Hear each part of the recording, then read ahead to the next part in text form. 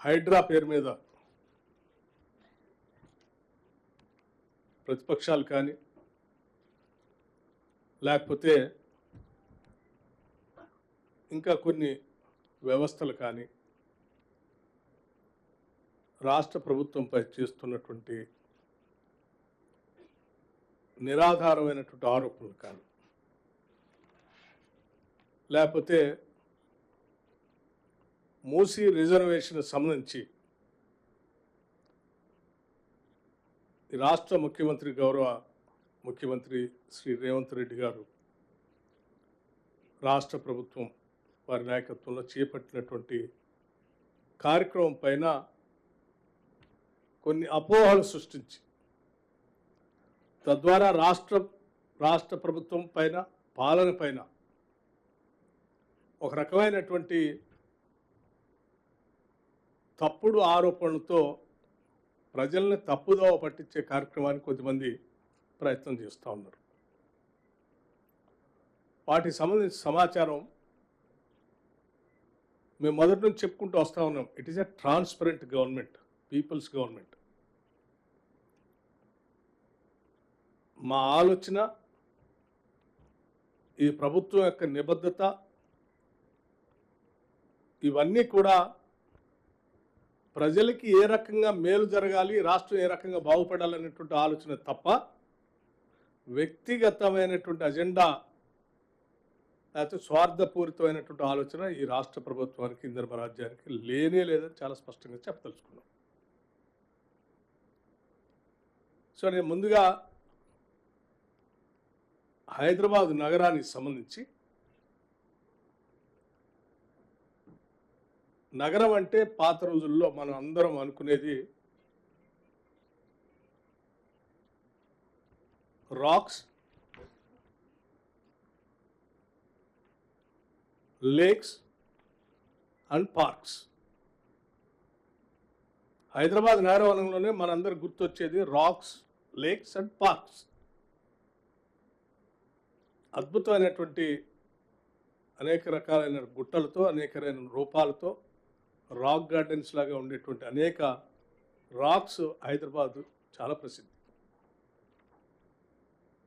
వాటిపైన చాలామంది పరిశోధనకారులు విస్తృతమైనటువంటి ప్రచారం కూడా చేశారు. అట్లాగే హైదరాబాద్ నగరంలో కానీ నగరం చుట్టూగా ఉన్నటువంటి లేక్స్ కూడా చాలా ప్రసిద్ధిగాంచింది. అట్లాగే హైదరాబాద్లో ఉన్న పార్క్స్, ఇవి హైదరాబాద్కి చాలా శోభను తీసుకొచ్చాయి. ఇక్కడ వాతావరణానికి కానీ లేకపోతే ఇక్కడ ఉన్నటువంటి స్థానికంగా అవసరమైనటువంటి మౌలిక వసతులకు సంబంధించినటువంటి వ్యవస్థలు కానీ కాలక్రమేణా రకరకాల పరిస్థితుల్లో రాక్స్ చాలా కనపడకుండా దూరం అయిపోతున్న పరిస్థితి కూడా చూస్తున్నాం. అట్లాగే చాలా ప్రాంతాల్లో పార్క్స్ కూడా కబ్జాలకు గురై సగటు మానవులకి లంగ్ స్పేస్ అనేది లేకుండా పోయే ప్రమాదం కూడా కనిపిస్తాం. లేక్స్ సంబంధించి కూడా ఇక్కడ ఉన్నటువంటి వర్షంలో వచ్చేటువంటి నీళ్లు కానీ లేకపోతే ఇతరత్ర వచ్చేటువంటి వరద కానీ వాటన్నిటిని కూడా క్యాటర్ చేయడానికి సరిపోయే విధంగా ఆనాటి పాలకులు తీసుకున్నటువంటి లేక్స్ కాలక్రమేణా మాయమవుతూ నగరానికి పెద్ద పెను ప్రమాదంగా మారినటువంటి పరిస్థితులు మనం ఈ మధ్యకాలంలో చూస్తూ ఉన్నాం. ప్రపంచవ్యాప్తంగా జరుగుతున్నటువంటి క్లౌడ్ బస్టింగ్ కానీ లేకపోతే ఎకలాజికల్ ఇంబాలెన్స్ కానీ లేకపోతే సడన్గా వచ్చేటువంటి వరదలతో నగరాలు మునిగిపోయేటువంటి పరిస్థితి కానీ అని చూస్తూ ఉన్నాం. సో దీన్ని దృష్టిలో పెట్టుకొనే గత ప్రభుత్వాలు కొంత ప్రయత్నం చేశాయి. లేక్స్ని కాపాడుకుందాం అనుకున్నారు, మూసీ రిజర్వేషన్ చేసుకుందాం అనుకున్నారు, దానికి కావాల్సిన ప్రయత్నాలు మొదలుపెట్టారు. దానికి కావాల్సిన విధంగా కఠినమైన నిర్ణయాలు తీసుకుంటామని కూడా చాలా స్పష్టంగా చెప్పారు. సరే, అంతిమంగా వారు ఆలోచన చేసినప్పటికీ వాటిని పూర్తి చేయలేకపోయారు. కానీ ఇప్పుడున్నటువంటి ప్రభుత్వం ఈ నగరాన్ని భవిష్యత్ తరాలకు కూడా అందించాలనేటువంటి ఆలోచన.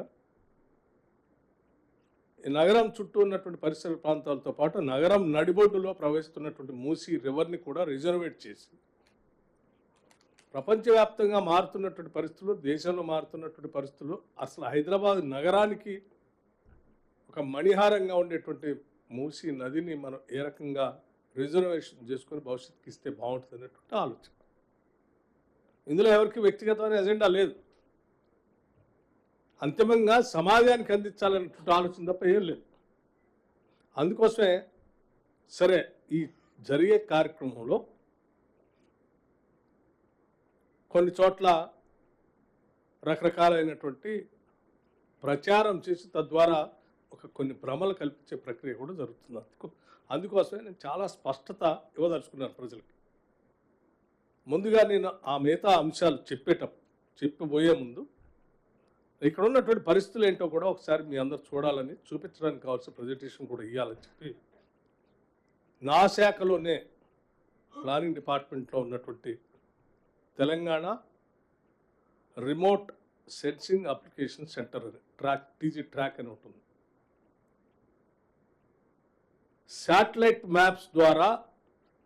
శాటిలైట్ ద్వారా హైదరాబాద్ నగరంలో ఉన్నటువంటి చెరువులు సంవత్సరానికి ఎవ్రీ ఇయర్ తీసుకునేటువంటి ఇన్ఫర్మేషన్ చక్కగా నిక్షిప్తమై కూడా ఉంది మన దగ్గర. అందుకే ఈరోజు నా పక్కన కూర్చోబెట్టుకున్నది కూడా ట్రాక్కి సంబంధించినటువంటి అధికారులు. సో అసలు మనం 2014 కల్లా అసలు రాష్ట్ర విభజన జరిగే నాటికి హైదరాబాద్ నగరంలో ఔటర్ రింగ్ రోడ్లో ఉన్నటువంటి చెరువులు ఎన్ని, 2014 నుంచి 2023-24 కల్లా వచ్చేవారికి ఎన్ని చెరువులు అసలు పూర్తిగా మాయమైపోయాయి, ఎన్ని పార్షియల్గా ఆక్రమణకు గురైనాయి, ఎన్ని ఆపకపోతే అయిపోతాయి అనేది కూడా ఈ రిమోట్ సెన్సింగ్ మ్యాప్స్ ద్వారా, శాటిలైట్ మ్యాప్స్ ద్వారా ఒకసారి మీ అందరికీ స్పష్టమైనటువంటి సమాచారం ఇచ్చిన తర్వాత మిగతా విషయాలు నేను మాట్లాడాలని ఆలోచనతో దానికి సంబంధించిన ప్రజెంటేషన్ కూడా ఇవ్వటం కోసం రెడీ చేసి తీసుకుని వచ్చాను. అట్లాగే మూసీ రివర్ సంబంధించిన సమాచారం కూడా, ప్రపంచంలో జరుగుతున్నటువంటి విషయాలు కూడా, వాటికి సంబంధించి కూడా రికార్డెడ్ ఇన్ఫర్మేషన్ మీ ద్వారా రాష్ట్ర ప్రజలతో పంచుకోవాలని ఈ సమావేశాన్ని ఏర్పాటు చేశాను. నేను ముందుగా ఈ చెరువులకు సంబంధించి 2014 నుంచి